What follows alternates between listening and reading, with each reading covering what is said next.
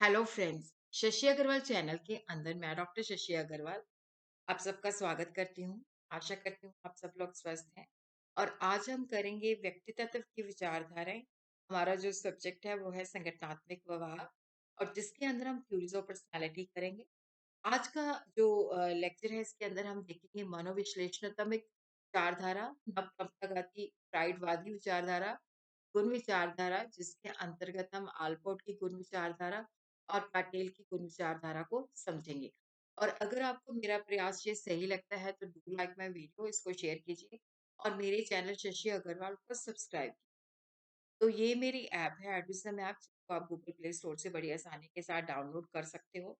ये commerce, economics, management के लिए रेलेवेंट है और काफ़ी सारा फ्री स्टडी मटेरियल और काफ़ी सारे फ्री मॉक टेस्ट और सब्जेक्टिव टेस्ट अवेलेबल है। स्ट्रक्चर कोर्सेज भी अवेलेबल है। ऑर्गेनाइजेशन बिहेवियर का इंग्लिश और हिंदी दोनों का यहाँ पे अवेलेबल है।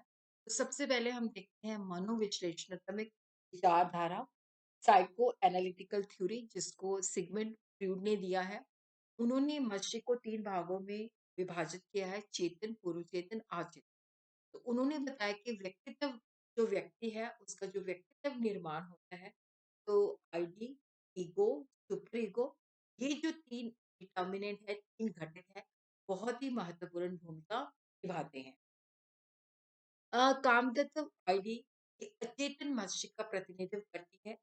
इसके अंदर क्या होता है कि देखो, जो काम तत्व है इसके अंदर जो भी इच्छा होती है उसको हम जल्दी से जल्दी पूर्ण कर लेना चाहते हैं। इसके अंदर हम ये नहीं देखते कि ये चीज सही है या गलत। तो ये एक मानसिक एजेंसी होती है जो कि व्यक्ति के जन्म में ही होती है। एक असंख्य पूर्वजों की स्मृति अवशेषों का भंडार होता है। यहाँ पे जो व्यक्ति होता है अपने कार्यों के परिणामों की कोई परवाह नहीं करता। जैसे मुझे भूख लगी है, मेरे सामने से मैं देखती हूँ कि एक दुकान है, वहां पे काफी सारा खाने का सामान पड़ा हुआ है, तो मन करेगा कि वहां से उठा के तुरंत अपनी भूख को मैं संतुष्ट कर दूं। तो यहाँ पे हम अपने कार्यों के परिणामों की परवाह नहीं करते कि अगर मैंने वहां से खाने का भोजन चुराया तो मुझे जेल भी हो सकती है। तो इसके अंदर क्या होता है कि हम जल्दी से जल्दी तनाव मुक्त होने की कोशिश करते हैं। तनाव से छुटकारा पाने के लिए हम 2 विधियों का प्रयोग करते हैं: प्राथमिक प्रक्रिया और कार्यवाही दर्शाना। प्राथमिक प्रक्रिया के अंदर क्या होता है कि जो भी उसे चाहिए होता है, वो उसका मानसिक प्रतिबिंब अपने दिमाग के अंदर बना लेता है। तो यहाँ पे हमें तनाव से छुटकारा तो मिलता है, लेकिन ये क्षणिक होता है। जैसे एक व्यक्ति है, वो भूखा है, वो अपने दिमाग के अंदर अपने मनपसंद खाने का चित्र बना लेता है। क्षण के लिए वो तनाव मुक्त हो जाता है, लेकिन उसकी भूख नहीं मिटती। दूसरा है कार्रवाई दर्शाना। इसके अंतर्गत व्यक्ति अपने व्यवहार में ऐसा प्रदर्शित करता है वो तनाव मुक्त है। जैसे शो करेगा कि मैं मेरे को अब भूख है, मैंने मतलब डकार मारेगा या चीखेगा या खास कर मतलब अपनी जो है इस तरह से वो दिखाता है कि वो तनाव मुक्त है। उसी तरह जो दूसरा है अहम। देखो, अहम जो होता है ये वास्तविकता के ऊपर होता है। जन्म के समय में बच्चे के दिमाग में केवल काम तत्व, जैसे बच्चा बाहरी दुनिया के संपर्क में आता है तो काम तत्व प्रभावित होने लग जाता है। तो मस्तिष्क का एक और भाग जो है विकसित हो जाता है, तो उसको वास्तविकता के बारे में बता। तो अहम की उत्पत्ति जो है काम तत्व के कारण ही होती है। ये काम तत्व के उद्देश्यों को बड़ी समझदारी से पूर्ण करता है। जैसे काम तत्व के अंदर इच्छाओं को पूरा करने के लिए वस्तु का मानसिक चित्र बनाया जाता है। तो व्यक्ति जो है सही और गलत का ध्यान नहीं दे पाता, जल्दी से जल्दी अपनी इच्छा को पूरा करना चाहता है।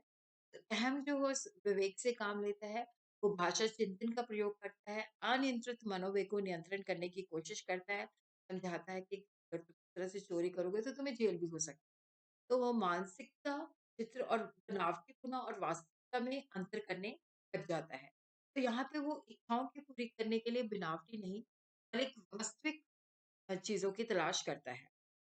अप्रहम सुपर ईगो ये उससे भी एक कदम है। देखो, यहाँ पे कामतत्व के अंतर्गत हम वास्तविकता की ओर कोई ध्यान नहीं देते। जो भी हमें चाहिए उसको जल्दी से जल्दी हम ग्रहण लेना चाहते हैं।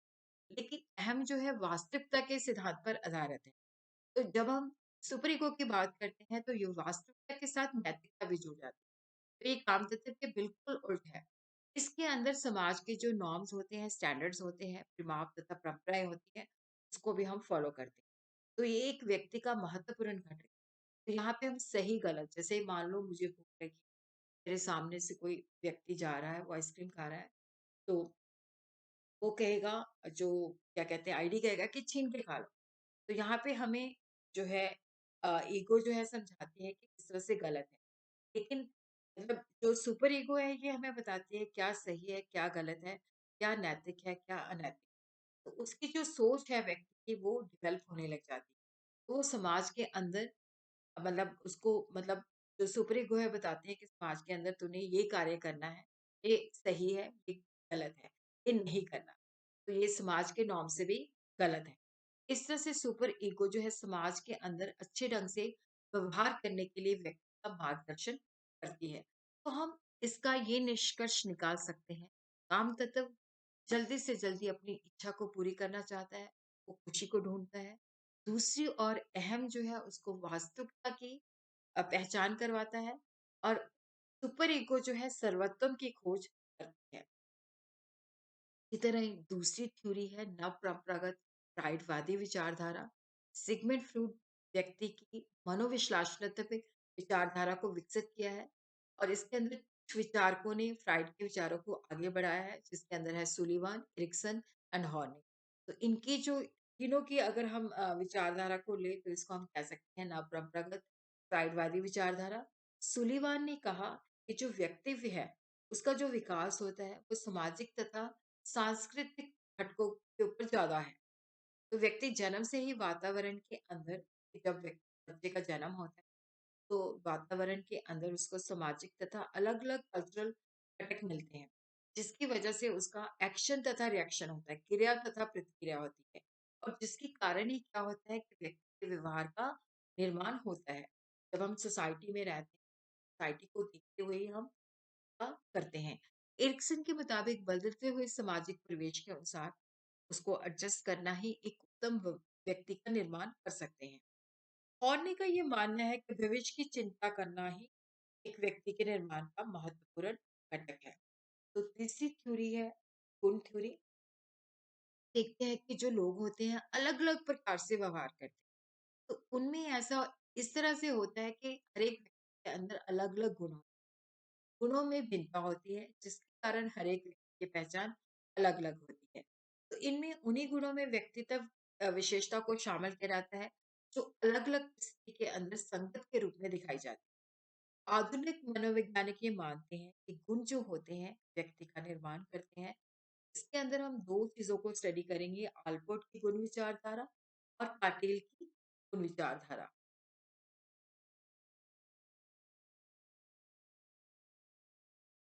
आल्पोर्ट ने हमें बताया कि व्यक्ति के गुणों को व्यक्तित्व का आधार माना जाता है। गुणों को 2 भागों में विभाजित किया है, सामान्य गुण तथा व्यक्तिगत प्रवृत्ति। सामान्य गुण का मतलब होता है ऐसे गुणों से होता है जो कि एक वर्ग के लगभग सभी लोगों में पाए जाते हैं, तो जिसके आधार पर हम तुलना कर सकते हैं। जैसे डोमिनेंस है, हम देखते हैं कि ये हम में सब में होता है, किसी में ये ज़्यादा होता है, किसी में कम होता है। डोमिनेट होता है कि जब हम दूसरे के ऊपर डोमिनेट करते हैं, उससे अपनी बात को मनवाते हैं।